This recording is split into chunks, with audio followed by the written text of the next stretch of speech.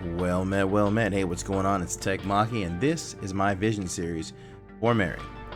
Now, Mary is a interesting character. She's a FFBE exclusive or FFBE origin, or whatever you want to call it. She's a character from the actual game. She hails from the city of Mysidia, and she is a green mage of some renown in that mage city. Now, Mary, even though she looks very cute and her sprite is, it's got that nice cutesy waifu look to it. She's pretty crazy. She's kind of demented in a way. She's got a very boisterous and eccentric attitude, or at least a demeanor. But she's got this whole cold, calculating, logical outlook, man. She's like a mad scientist in a way. Now, at that same moment, she does like helping her party. She loves going into battle, and it's so she can use her buffs, so she can use her enfeebling on the enemy. But it's not because she's trying to finish the task at hand. It's not because she really likes helping her party that much. It's mainly because she wants to see how far she can take shit. She loves casting her green magic. She loves seeing how the green magic can influence the human body. So when she buffs her party, she's not doing it for their benefit, but for science. She wants to see it when she infuses the human body with green magic. How far can she infuse it? How far can she take it? She wants to see, if at a certain level with a heart explode or muscles rip. And then on the flip side, when she does the enfeebling to the enemies, she wants to see how far she can take that. She wants to see how far the enemy will fall. She wants to see, if they, with enough green magic in their body, will they get depressed? Will they become enraged? Will their body just fail them? So like I said, she's a straight up mad scientist green mage. She's not as cute as she looks like with the whole heart thing at the end. All right. Anyway, she comes to the game as a 5-star character, and she does get upgraded to 6-star. She comes into the game as a green mage, and she fulfills the role of support. Her best stats are MP and Spirit, and now we're gonna get into her kit. A very unique kit, very interesting kit. I hope we see more or more of this in future support characters. Though maybe there can only just be one Mary, Anyway, first skill we're going to talk about is Lovely Guard. It's a skill that grants immunity to blind, sleep, and silence. Lasts for 3 turns. Very nice skill. Next up we have Sweet Lullaby. It's a 30% chance to put all enemies to sleep. Then we have Auto Refresh, great skill for mages. Pretty much for any 6-star character. Recover MP by 5% every turn. Very nice to have. Next up we have Focus. This is her only stat increasing skill, technically. Magic and Spirit up by 40% for 3 turns. Last because it goes to all allies. We know the Cecil has it. Prism Veil, which is elemental resistance, up by 30% and grants immunity to sleep and silence. This is one of her passives. This is a great skill.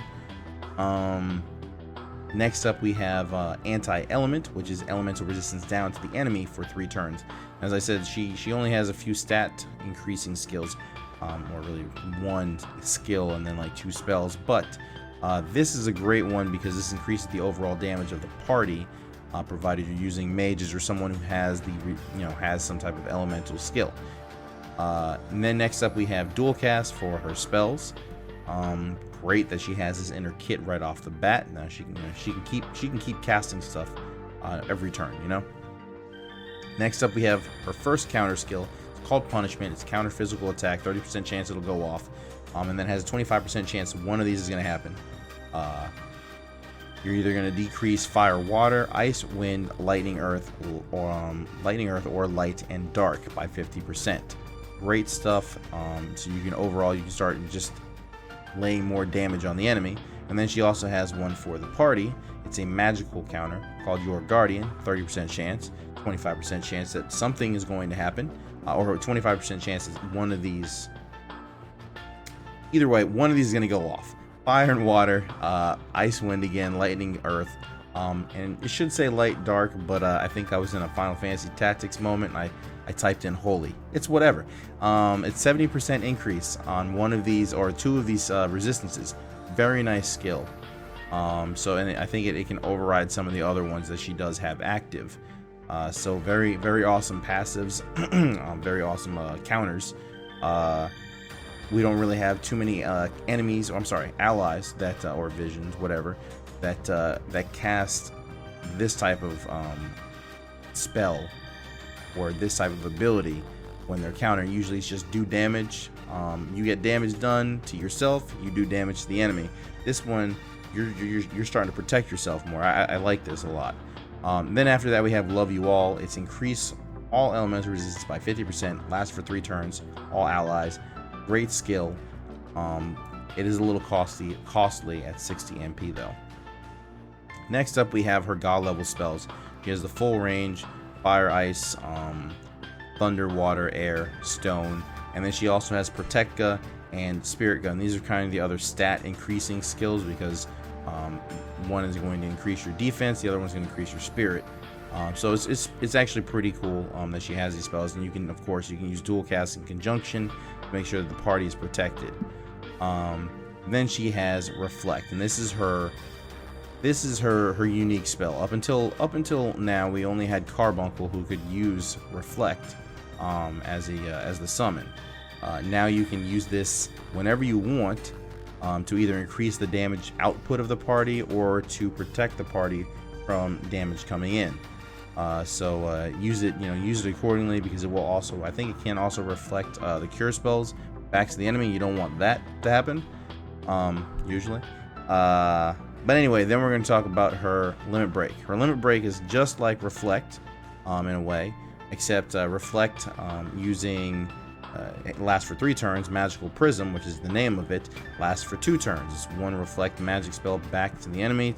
But at max LB, or level 25, it will also lower LB cost. So this is actually pretty cool. I don't know if it would be something you want to focus on right off the bat, but it's a very interesting, very situational LB to be used. Now we're going to go into her Trustmaster reward. Her Trustmaster reward is one of the best items in the game, I think. It's an 8-star robe. It's called Rainbow Robe. And it has defense, magic, spirit plus 45%, all resistances plus 30% except for dark. This is a very nice upgrade for anybody who's wearing a Minerva Bustier, if you want to upgrade it, or in my opinion, it would be better served being put on a mage and replacing lordly robes.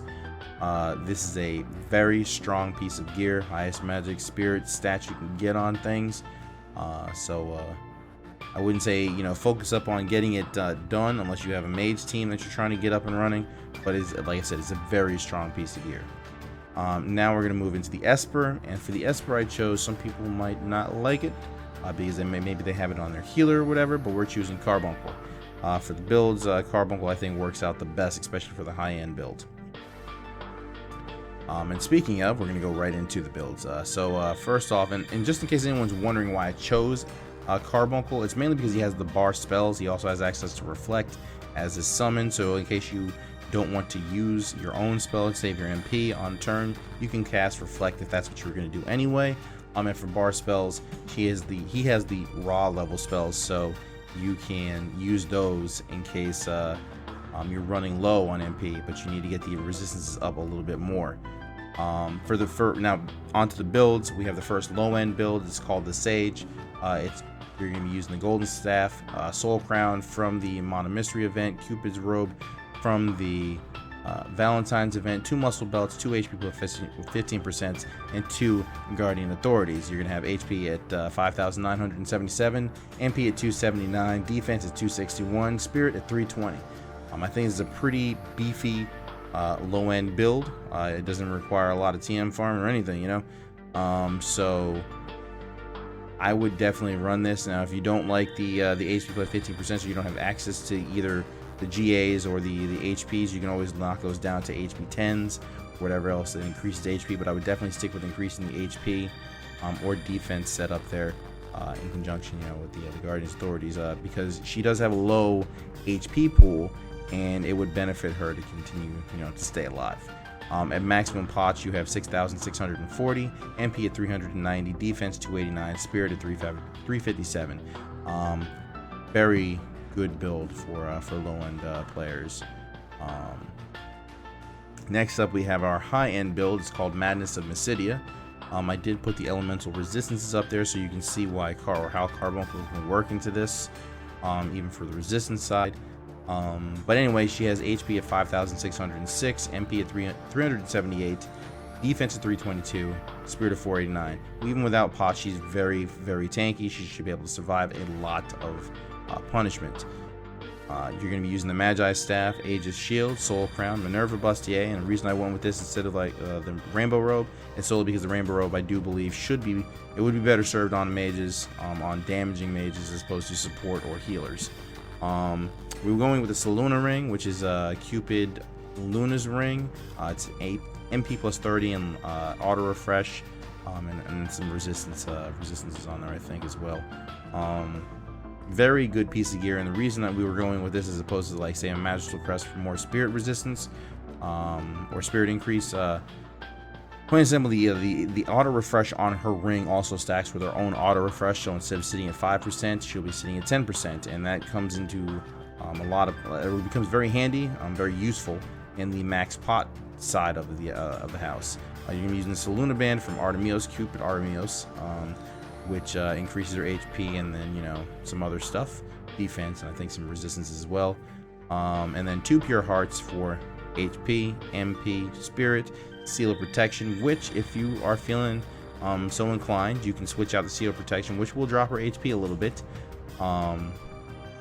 But you can put the seal. Instead of having Seal of Protection, you can have on a Melody of Life or increased elemental resistance if you're trying to make her immune to certain ones, or not weak to dark or something. But for elemental resistance, she does have fire, ice, thunder, and air at 35%. Water and stone at 5%. And light is at 95%, so she's almost immune.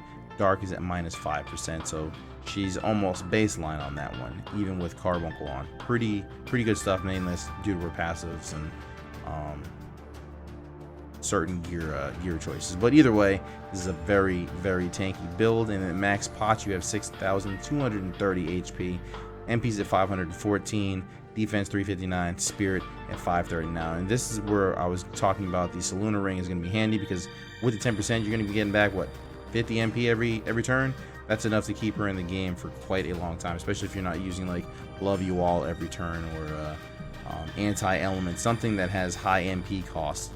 As long as you're just casting stuff, you'll never really have to worry about her running out of MP, in my opinion. I think most of the bar spells only cost 22 MP, so even dual casting those, you should have 8 MP on this setup in reserve. So like I said, she'll never run out of MP unless you're casting Love You All constantly. Anyway, if you have any questions about the builds, or you just want to talk about it, or you have suggestions for build changes, go ahead and toss them in the comment section down below. If you like the video, go ahead and give it a thumbs up, and if you want to see future content, subscribe. And as usual, I am a Twitch streamer. You can find me on Twitch. I like putting my little live videos up there for you guys. But I hope you enjoyed the video. This might be my last one before I fly out to the US. I have some family stuff to take care of, but we'll see. If I don't leave in time, you can always, or if I don't leave, you'll see an Emperor Vision Series episode up there soon. Anyway, Maki out.